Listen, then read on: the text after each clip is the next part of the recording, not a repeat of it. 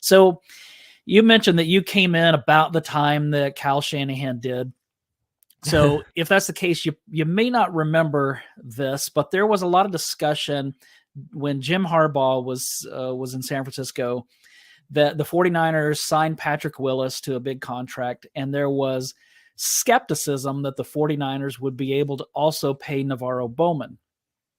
I kind of wonder, now they were able to figure out how to pay both, but I kind of wonder if we're not going to start hearing some discussion like that soon with Deebo Samuel and Brandon Aiyuk, whether they can pay, because paying 2 middle linebackers is different than paying 2 star receivers.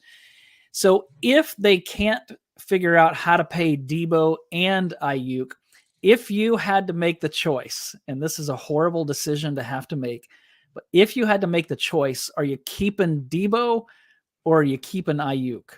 Ooh, tough questions here. I actually think they're, financially kind of works out well for them because Deebo I think he's entering year 1 of the extension, if I'm not mistaken. Aiyuk will be on his 5th year option next year, so it kind of sets up where I think both of their I think Ayuk's contract extension as well as Deebo's extension kind of lines up in time. And if I was a GM making that decision, I would probably lean Brandon Aiyuk. And Deebo Samuel, excellent player. He's just so unique, and especially what he did at the end of 2021. He basically carried the 49ers into the playoffs, basically to the NFC Championship game on his back, running the ball, catching the ball, and he was doing everything humanly possible for this team. And I just think with Christian McCaffrey in fold now and Brandon Aiyuk kind of taking a step this season, feels like his role's kind of filled with those guys. And not saying he's still not an effective player. He was still really good last season.